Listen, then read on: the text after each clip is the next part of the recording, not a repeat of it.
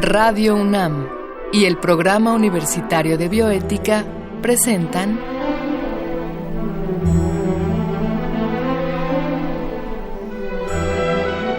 El Árbol de las Ideas. Arte, ciencia y filosofía para la vida. Con Paulina Rivero Weber.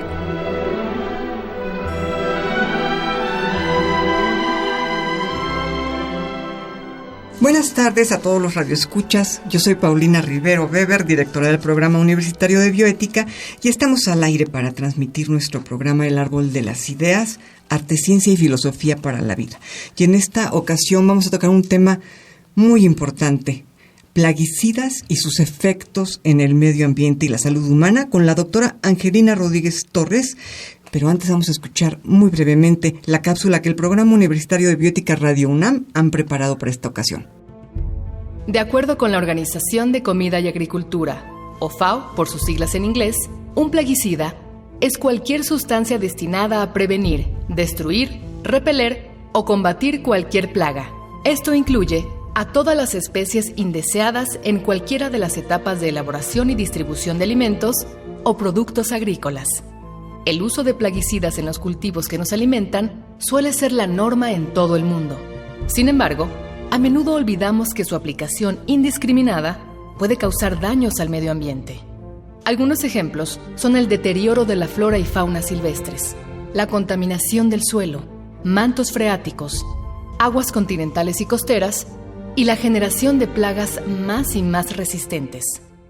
Los plaguicidas tienen sin duda efectos en la superficie terrestre. No obstante, el principal daño que hacen al medio ambiente se produce por medio del agua contaminada por la escorrentía. Esta es el agua de lluvia que circula libremente sobre la superficie de los terrenos. Debido a que son muchos los tipos de daño que pueden causar en el medio ambiente, los plaguicidas pueden clasificarse de varios modos. Uno de ellos se basa en su concentración y acumulación. La bioconcentración es la capacidad de ciertos compuestos químicos de concentrarse en el interior de un organismo vivo. Por ejemplo, el tejido graso es el principal lugar donde se concentran los plaguicidas, como ocurre en el de los peces y el de los humanos. La bioampliación es la progresiva acumulación de un producto a medida que la energía alimentaria se transforma dentro de la cadena alimenticia. Es decir, cuando los organismos pequeños son devorados por los mayores, aumenta de forma considerable la concentración de plaguicidas en el tejido y órganos de los seres vivos.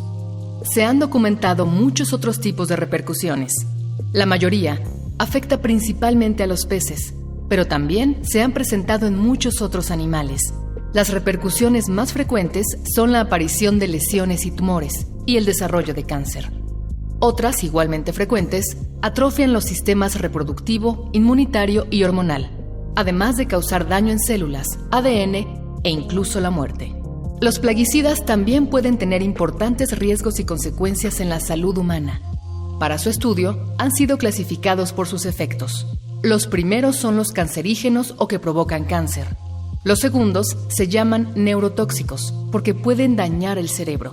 Los terceros se conocen como teratógenos porque pueden dañar al feto. Además de esta clasificación, la toxicidad es otro parámetro. No olvidemos que los plaguicidas pueden tener efectos a corto, mediano o largo plazo. Por estos motivos, es imperativo que evaluemos a profundidad los riesgos ocasionados por los residuos de plaguicidas en nuestros alimentos.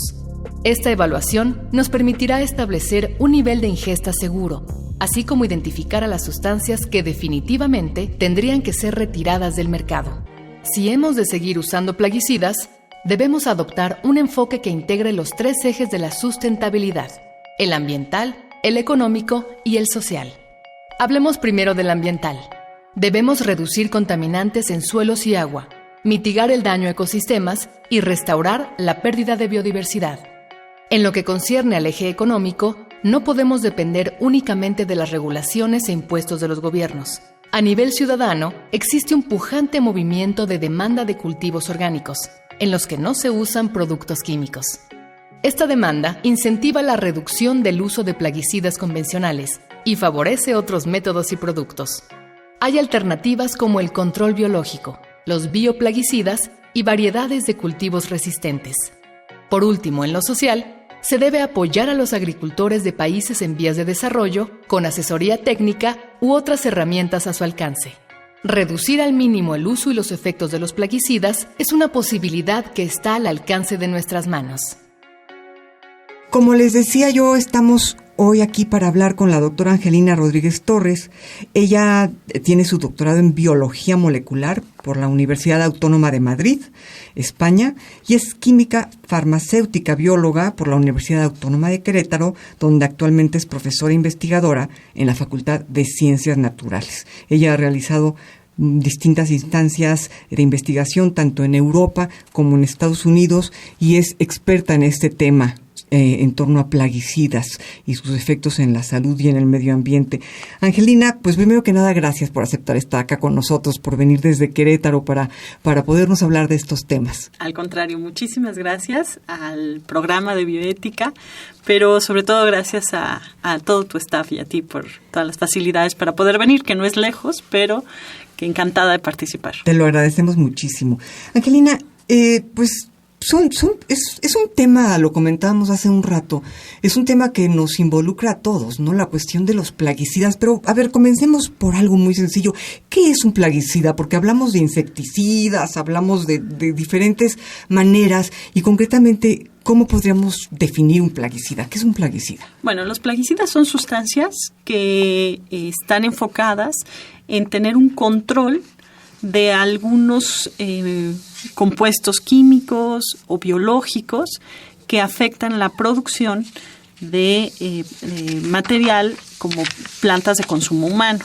Okay. Pero también se utilizan, por ejemplo, en la jardinería, que no es que se obtenga un producto comercial, pero que sí es para un beneficio de la sociedad, o también utilizamos o sea, para controlar plagas. Por eso se llaman plaguicidas, ¿no? Okay. Entonces, una plaga es pueden ser bacterias, pueden ser hongos, pueden ser sustancias químicas, es cualquier compuesto que está alterando la biología de la planta, ¿no? En su funcionamiento. Entonces, digamos, un plaguicida puede ser esto que se emplea en la industria alimentaria, digamos, para, no sé, controlar una plaga sobre el maíz o sobre el trigo, pero también podría ser lo que usamos en nuestras casas para controlar, no sé, una plaga que se está comiendo el jardín o lo que fuera. Todo esto es un plaguicida, digamos. Así es.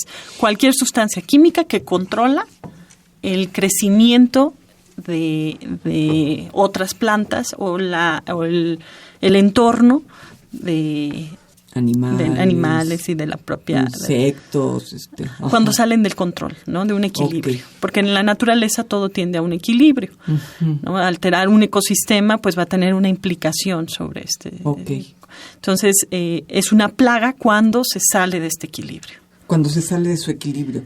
Ahora, me imagino que esto está de alguna manera regulado. Me imagino que hay distintos tipos de plaguicidas. Así es. Y algunos seguramente debemos de tener mucho cuidado en emplearlos y otros quizá podamos ser un poco más confiados. ¿Cómo se encuentra? ¿Cuál es el estado del manejo de los plaguicidas en nuestro país? Bueno, las clasificaciones dependen de cuál es la variable por la cual estamos clasificándolos. En el caso de los plaguicidas existe una clasificación dependiendo de cuál es la diana que queremos matar, o sea, que queremos controlar. Pueden ser insectos, pueden ser ácaros, pueden ser nematos, pueden ser roedores, pueden ser hongos. Todos estos son plagas si se salen del control. El problema es que nosotros, cuando los utilizamos, por ejemplo, para la producción masiva de alimento, una planta que podría llegar a estar en equilibrio y coexistir con el maíz, nos baja el rendimiento y entonces ahí usamos herbicidas, ¿no? Herbicidas. Exactamente. Es una sustancia que utilizamos para matar a plantas que están compitiendo por los nutrientes con la que a ti te interesa, pero que probablemente en un estado natural están en equilibrio y pueden coexistir a lo mejor las dos, pero como tú quieres que todos los nutrientes se vayan a tu maíz, entonces acabas con esa otra planta para que no le absorba todos los nutrientes. O sea, en un estado natural, digamos, el campesino podría tener su maicito con algunas otras plantitas y el maíz se daría igualmente bien, dentro de lo que cabe, no habría necesidad de usar este herbicida, digamos, pero si lo que quiero es alzar la productividad y tener mejor maíz para poder competir en el mercado, digamos, es cuando viene el uso de herbicidas, ya no insecticidas, sino herbicidas para matar hierbas, ¿verdad? Así es, para matar hierbas. Pero sí bajan el rendimiento, por eso se utilizan, ¿no? La gente normalmente los eliminaba manualmente, claro, o lo competía con otra planta, por ejemplo, sembraban maíz y frijol a la vez para competir el área en la que están estas plantas. Pero siempre crecen algunas otras plantas que no tienen un valor comercial, que están compitiendo por los nutrientes y que tú quieres eliminar. Y por ello es que surgen los herbicidas. Ahora, ¿los herbicidas pueden causar daño a la salud humana? Hay muchos compuestos que se utilizan como herbicidas o plaguicidas, porque también hay hongos, hay bacterias, o sea, lo que nosotros denominamos como plagas pueden tener muchos orígenes, no solamente hierbas, por eso se llaman plaguicidas, ¿no? Entonces nosotros tenemos compuestos que van estrictamente a atacar hongos, otros que van a atacar bacterias. Y estos insectos, por ejemplo, que son los que usamos más en los jardines. Y eso. De estos compuestos hay toda una clasificación dependiendo del origen del compuesto. Es decir, están químicamente clasificados, ¿no?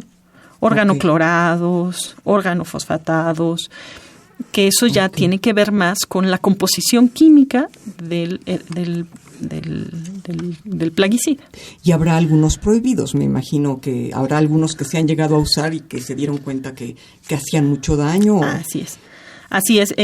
Inicialmente tuvieron mucho éxito porque acababan con todas estas insectos o plantas y aumentaba el rendimiento en la producción de aquel cosecha que a ti te interesaba. Sin embargo, después de un tiempo se vio que estos compuestos pues son muy estables, de tal forma que no se metabolizan, no se degradan fácilmente y se van almacenando. O sea, que son estables significa que permanecen en la planta. No pueden permanecer en la planta, pero sobre todo los daños más grandes que se han detectado son en el agua, en el suelo, porque son muy estables. Claro que en la planta y en el ser humano también cuando los ingieren. Pero entonces, no solo en la planta, sino digamos, después de que han permanecido en la planta y han pasado al ser humano, ¿continúan en la tierra? Sí, continúan en la tierra. Y luego se van al agua, a los ríos, a los mares.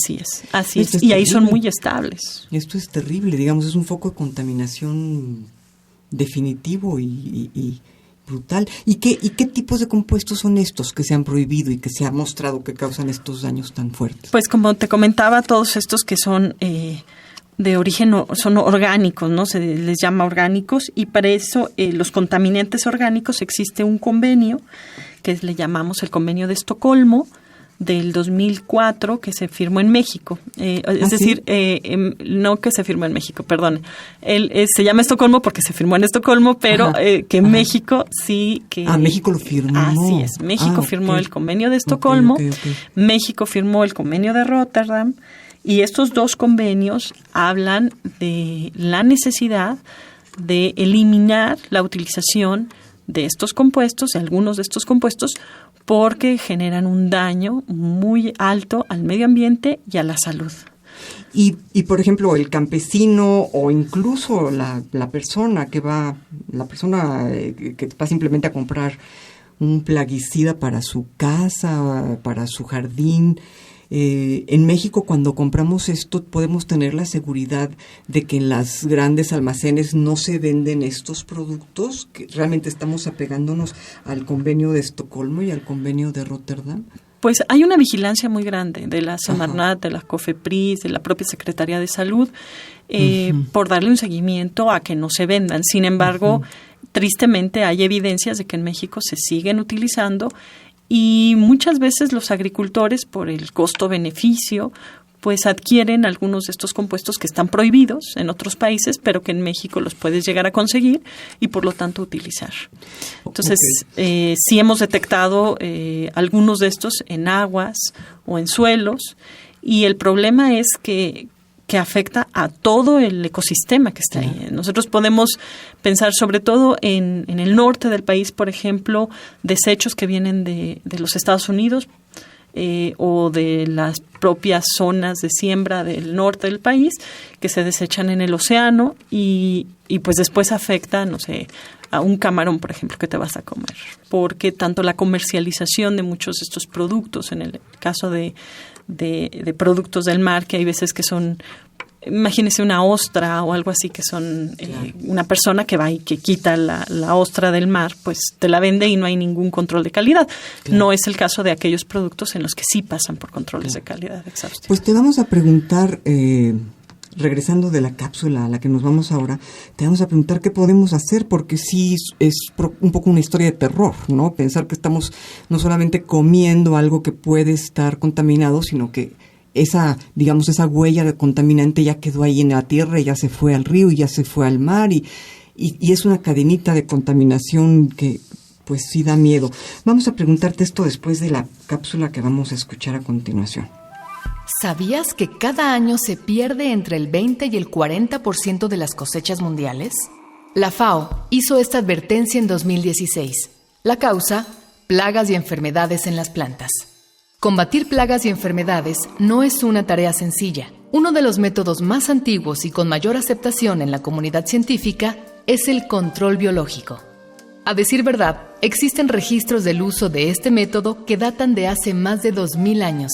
Los campesinos chinos usaban un cierto tipo de hormiga para combatir a las orugas en sus cosechas.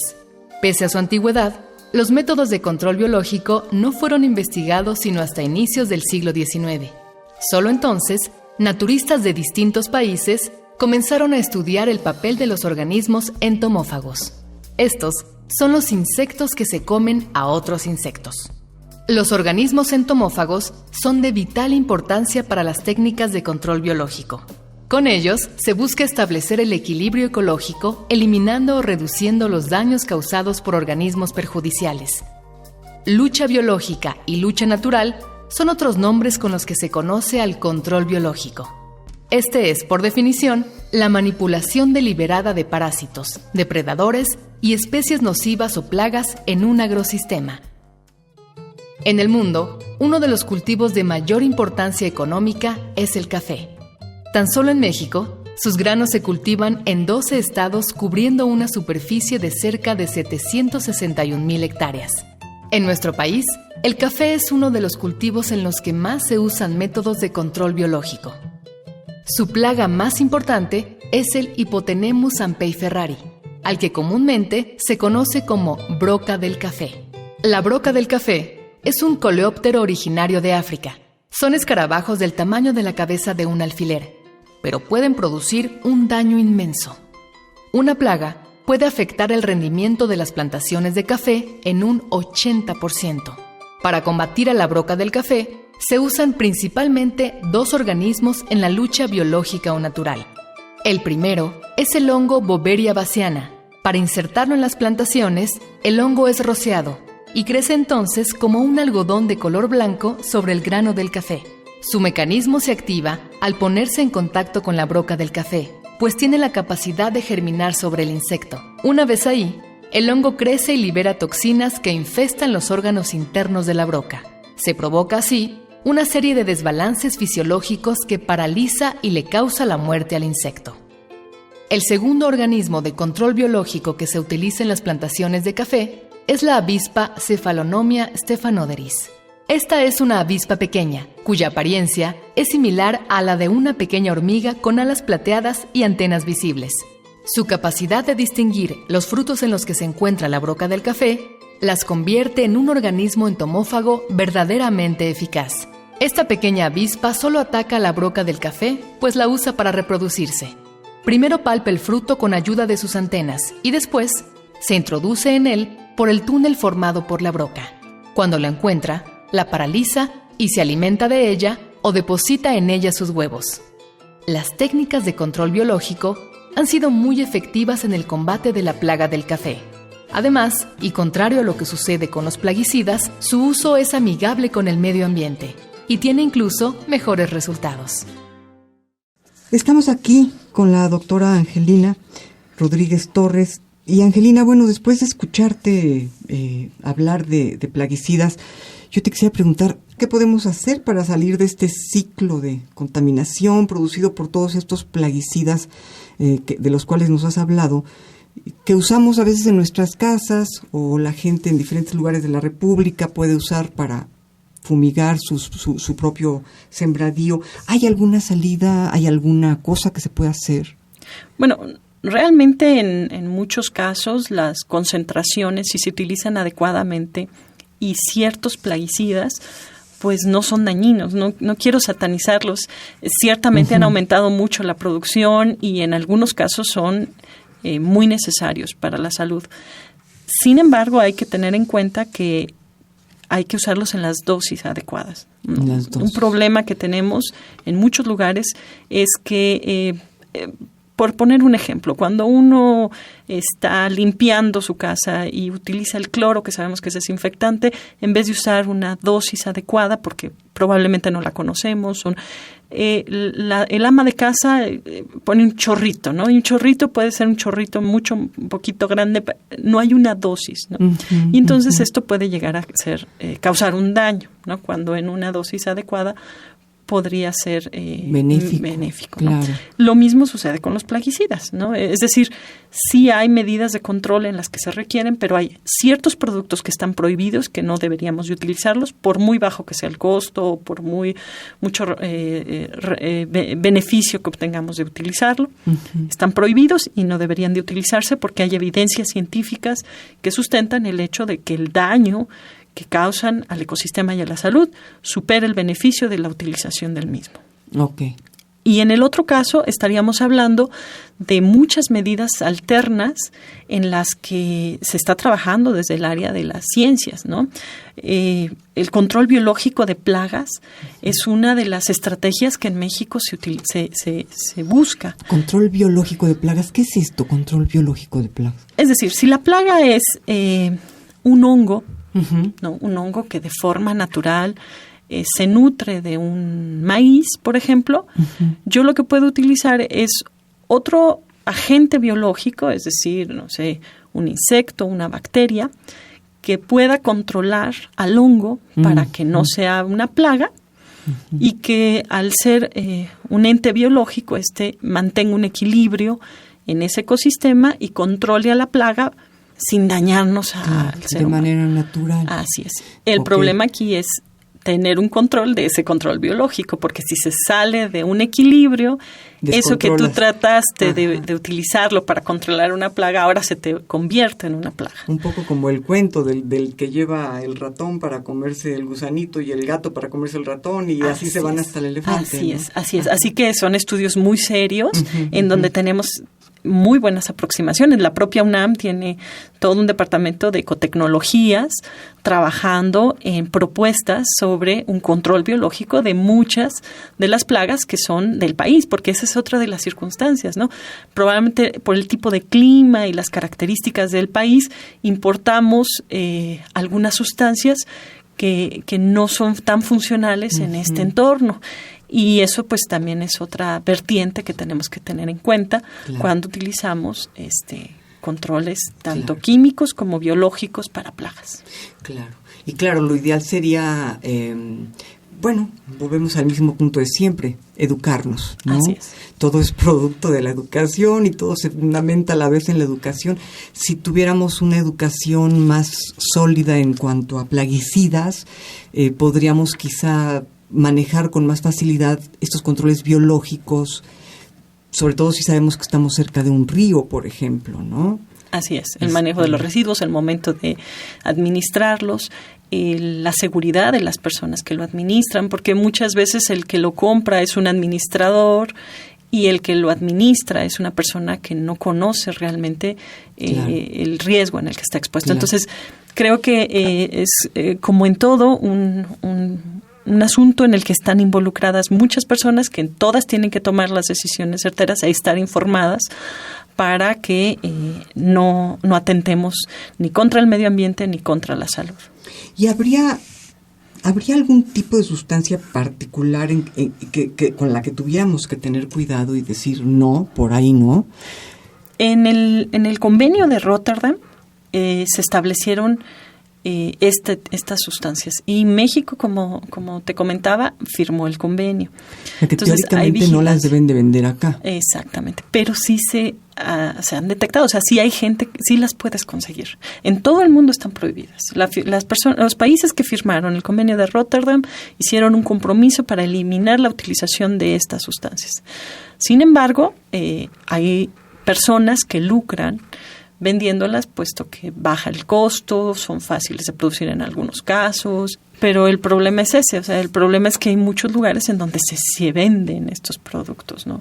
¿Y qué consejo les podríamos dar a nuestros radioescuchas respecto a, bueno, si usted va a comprar un plaguicida, ya sea para el campo o para su casa, cuál sería, digamos, el consejo que les podríamos dar para tener cuidado en el empleo de estas sustancias, ¿no?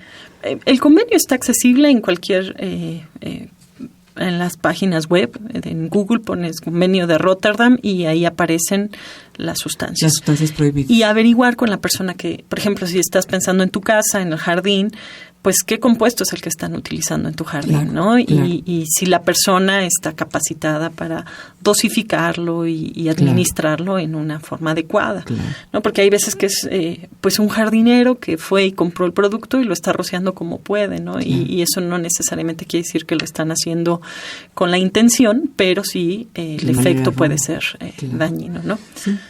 Pues muchas gracias, Angelina. Creo que con esta plática que nos has dado, creo que todos podemos tener un poco más conciencia sobre las sustancias que empleamos y la necesidad de que nos informemos. Yo creo que ese es el gran mensaje, ¿no? Que nos informemos antes de usar cualquier tipo de sustancia plaguicida, ¿no?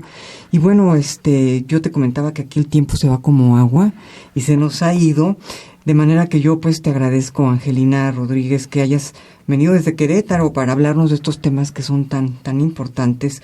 Y a ustedes el haber escuchado este programa que contó con la producción de Marco Lubián.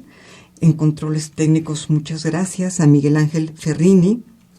Y escuchamos la voz de Gisela Ramírez en las cápsulas, cuyo guión esta ocasión ha sido de Andrea González y de la misma doctora Angelina Rodríguez Torres. Yo soy Paulina Rivero Weber y nos escuchamos en el próximo programa.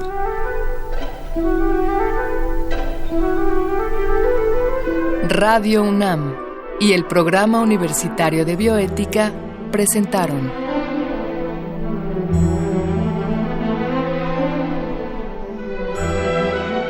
El Árbol de las Ideas. Arte, ciencia y filosofía para la vida. Con Paulina Rivero Weber.